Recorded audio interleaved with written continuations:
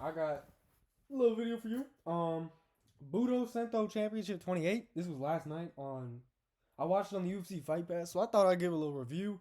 Um, you know, I think I'm gonna start making videos like this, cause some of these lower organizations, they have some real talent and like noticeable talent. It's kind of fun to watch. Like, there's some dudes I want. There's two dudes from last night that I genuinely want to see in the UFC. And there was like four four dudes who probably I'd like to see take a step up in competition. Basically, like, yeah, most of the winners of like the events of the MMA fights. Cause yeah, that is part of what this is. Budo striking. I didn't even realize that, but the first like six fights on the card were just Muay Thai. So I didn't even watch them. I watched like three of them. So I'm just gonna give you a little quick rundown. All right, Jair Perez, dude, this guy had a badass knockout in the second round against Marco Reynoso. It was actually, yeah, it was pretty rough. He knocked him down in the first. Um, I mean, yeah, he kept throwing like spinning back fists the whole time in like the first round, but then eventually in the second round he just knocked him out. I looked him up. I was looking at him on Tapology. He's 9-3 in MMA as well. This was a Muay Thai fight. I think they said it was his debut in Muay Thai, but I could be wrong. So don't 100% quote me on that. But he looked good as a Muay Thai fighter. I missed. There was a couple other fights, so I literally only have two of the other fights that I like wrote down, genuinely watched and remember. One of them was Saul Martinez versus Kevin Lagoons. Kevin Lagoons won. Um, first round, like, it was like really we. The other dude, they were, what was it? The other dude, this guy was 3-0. The other guy was 1-0. They're both pretty young. He's 24. The other guy was 19, who he beat. But like nothing happened in the first, but Lagunas like hurt him with a leg kick at the end, and then in the second round, he kind of just kept attacking the leg, and yeah, it ended. It wasn't the best. The smart game plan by Lagoons. Once he realized that leg was hurt, he didn't let down from it, and yeah, he just fought to win like anybody would. And then the other one, third one, this one was interesting. This was supposed to be the bantamweight championship or bantamweight belt, but the title, like the guy who had the title pulled out, and this guy who I just pulled up, Carlos Perez, um, filled in for him, and he fought the other guy for the interim belt, and he knocked him out pretty quickly. Like he did the fucking, it was like the Jones Stipe knockout, like, the spinning back kick to the liver just fucking dropped him. Like, bro was not getting up from that. It kind of sucks for the one dude, because this is the guy who stepped in short notice. So I wonder if like maybe like who he was training for, like the guy who was the champ. It's like he would have beat him. Like maybe he was so ready for him, and this guy just came in and was like just the wrong guy. But I mean, it's Muay Thai, not MMA, so I don't think it works like that. But I could be wrong. You never know. Anyways, let's get on to the MMA fights.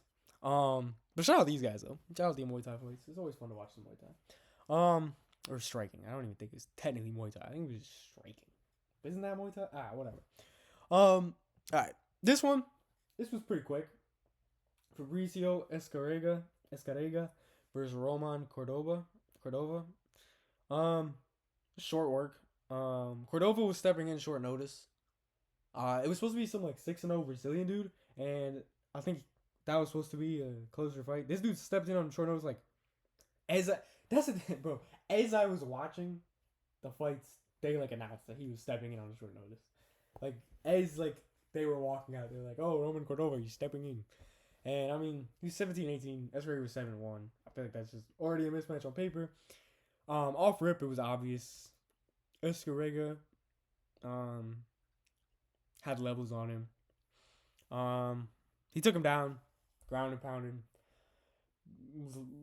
What's his name? He tried to like escape. He tried to escape at one point, but I mean, he couldn't do anything. Escarega just beat him to a pulp. Well, yeah, from Mount.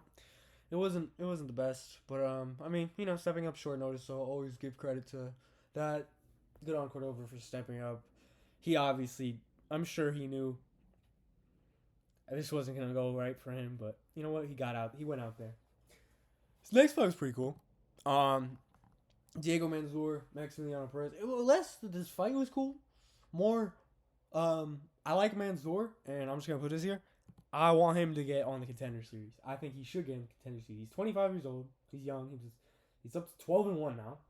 This dude Perez that he beat down to 13-12. But I looked at his career, like his fights. It seems like he's fought talent. One of Perez's losses was Kevin Vallejos, who's now in the UFC. He got submitted by him in the 3rd round. So hey, Mansoor got him out in the 1st round. Vallejos looks like a fucking like I'm really high on Vallejos as a prospect. So Mansoor got it done even quicker. And I mean, like the picture I have, like he had that choke. I thought he was gonna get that, but he didn't. He ended up just ground and pounding him. Like he had him in this choke for such a family. Like honestly, it might have been the most impressive thing the fight was Perez surviving that choke for so long, because it was like I swear he had it in like super tight at one point. And they flipped over and he got out. And I mean, Mansoor just went back to piecing him. And I fuck with your lanes. Bahamondes is awesome, so let's get this dude in here. Okay, here's another one. Marco Antonio Elpidio versus Miguel Villegas. 39-year-old, 29-year-old. This was an interesting fight because Villegas was one backstory thing, just because I like facts and random shit. They're both Mexican dudes. You can see by their flags, obviously. Thank you, Mac, for that was such a genius statement. Villegas was on Ultimate Fighter Latin America, so that's kind of cool. Like he's been on Ultimate Fighter, but truth is, all right, I'll let you see. This is how the fight went. That picture right there. Elpidio was walking him down the whole time. Villegas threw some kicks. He hit him with some, like in the 1st round, I feel like he was landing some body kicks. It was pretty good. And actually, I'd give Villegas the 1st round. But the 2nd and 3rd, Elpidio was just walking him down. And it seemed like he was just the one throwing everything. I don't know. I mean, Villegas threw some kicks and stuff. It's interesting. I had 1st round 10-9 Villegas. 2nd round 10-9 Elpidio. 3rd round 10-9 Elpidio. Should be 29-28 Elpidio. But yeah, they did that bullshit. And I think it's just because, I mean, he has a better record. He's 10 years younger. He's the one that I think is promotable. Like a 39-year-old who's 19, 10, 2. Like, come on now. But in my eyes, I'll always remember this. I don't think anybody else will ever remember this except for me. But in my eyes, Marco Antonio Elpidio beat Miguel Villegas in a very clear 29-28. And to make it even more obvious on why, like, look at his reaction, bro. Like, look how happy Villegas is, though. He's fucking so happy. He didn't expect to win that shit. Actually, after the fight, bro, like after this, like little picture where look at Elpidio, bro. He looks pissed. He's like, what the fuck? But after this, like I think like Villegas went up to him and was like talking to him. I think Villegas told him that he knew, and he thought Elpidio won. Like he went up to him and was like handshaking him and shit. I don't know. Elpidio won that shit. People watch it, no. I don't think that many people watched it, but me, Mac, fucking what's the name of my channel? Mac 11's MMA or whatever. Yeah, I know who won this fight. All right, now here's my part. You might wonder why the hell I just put this image here. 1,000 Miles, that song, you know. And I need you, da-na-na-na-na, and I miss you, da-na-na-na. Well, bro, Javier Reyes, bro. Bro. This is the guy, bro. He came in walking out with a wig, with his coach with the wig, listening to this song, doing his little dances and stuff. Bro, he's a character. There's no debate that he's a character. And then, now, of course, like, and he's fighting this guy, Caleb Montezuma, who's a Mexican dude who actually had Diego Lopez in his corner when he came out. Or, like, Diego Lopez, like, came out and was in his corner. Bro, so, I mean, we're expecting him to be pretty good, right? You see that? Minute 29. This dude with the blonde wig knocked him out. It was pretty clean too. Like, nah. It was legit. It was legit. He looked good, and they were literally talking about how they thought Reyes was gonna try and take Montezuma down. So, I mean, I haven't seen Reyes fight but based off of that means he probably is more known for his ground game, and he just knocked dude the fuck out. Like, here, I'll show you it. The uppercut landing. He's just swinging it. The other. Also, he's a Colombian dude. We'll get to that in 1 second. Hold on. But, yeah, see. Landing the uppercut. Oh, he fell. He died. Reyes landed well. And then, showboating once again. Because he's a character, bro. He's a character. That is something I like about this dude. This dude's a character. And if there's something about characters, sign them up for the UFC, bro. He's a character. He's 20-4. He's 31 years old. Um, that was a sick knockout. Like, he's 20-4, 31. Colombia, as a country, is an untapped like market. I think there's been a few Colombian UFC fighters. I don't think that there's a single Colombian on the roster right now, and I feel like Colombia is a pretty fucking relevant country, and I feel like there's some fighters from there. Like, I feel like, I mean, at least this dude might be the best fighter from there. Maybe. I mean, I don't really know, but I mean, he looked. I'll just say that he looked good, and I genuinely they should give him a UFC contract. They said Hunter Campbell was in the crowd tonight. This is the guy you give the contract to of anybody that performs tonight. This guy is serious, and he's a fun personality. So maybe even if he's not a world beater, I mean, with that walkout and stuff, you can tell he's a character. Bro, get him in there. And it's just for the sake of it, bro. Get him in there on the fucking prelims. Give some action, bro. It's entertainment. That's what the UFC needs, bro. He's a perfect signing, I think. Next one. Just based off these two images, I'll let you guess what happened. Brian Gonzalez versus Gerardo Graniel. Gonzalez, Argentinian dude. He's the one with the red, or black shorts. Graniel's got the red mohawk. Put the white shorts. He's a Mexican dude. But, I mean, it was alright. Gonzalez got a takedown. I mean, there were some takedowns from each other, but, I mean, it was kind of like a pretty clear 30-27. Gonzalez won. They kind of fought the exact same way, which I thought, like, they had the exact same style of striking the whole time, and, like, they literally, like, did the same thing. Like, they had the exact same, like, timing of, like, their takedowns. Like, I don't know, they were, like, literally the same fighter. Gonzalez was just, like, the better version of that. I mean, 14-2 is a good record, and one of his two losses was Umar Nurmagomedov. So, I mean, it's, like, I mean, he's so he only has one other loss to, like, somebody bullshit. I mean, he might have a chance. I mean, he's pretty good. He's 27 years old, so he's definitely got time. So, I mean, I'd say keep an eye on him. I wouldn't give him, like, a contender series off of that performance, but I'd keep an eye on him, you know, like, keep watching his fights. Maybe sign him. Yeah. Anyways, main event.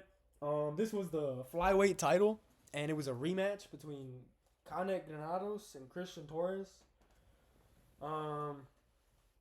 Literally, yeah, their last fight, it was Granados and Torres had won by split decision. Torres is 8-0, 24-year-old dude. Granados is 33, 12-4-1. Torres won by split decision last time. This time, I thought, I mean, look, I put this image here for a reason. Torres did this for like a minute and a half of every round. And that, I'll just say it, that's my least favorite type of fighting. Like, no, not anything against Christian Torres. You're a good fighter, bro. You stepped in the cage. Every fighter, you step in the cage, I respect you like a motherfucker. I just hate this style, bro. I hate this style. It's time wasting, control time. That's what it's time wasting. It's not fighting. It's time wasting. It's not proving you're a better fighter. It's just wasting time. I mean, I guess it is proving you're a better fighter if you can't get it off you. But to me, it's not doing anything. He's not trying to do anything. He's not trying to hurt him. He's not trying to take him down. He's just doing this. I mean, he tried to take him down a couple times, but I mean, he didn't really do anything. This fight was it was pretty late. I thought it was a 50-45. I wouldn't say 50-44. I think Torres, if he wants to get to UFC, he needs to develop some finishing instincts or some, like, I don't know, like, initiative to go for the finish. His coaches were telling him to try and get the finish. I think he could have. I think if he went forward, I mean, he cut Granados during the fight, but he just seemed very, like, relaxed and, like, content with winning by decision. Like, he was... it looked like he went into the fight knowing he was gonna... Like, he was better than Granados, and then, so he was like, okay, bet, I'll just take it easy, and just coasted to, like, 10-9 in every round. At least that's the way I would look at it. He coasted to a 10-9 every round. Not a 10-8, because he didn't dominate any round. He just was better and coasted by. Like, Granados didn't really give him any trouble. Like, he landed a couple leg kicks on Torres that looked like they bothered him a little, but that was about the extent of it. So yeah.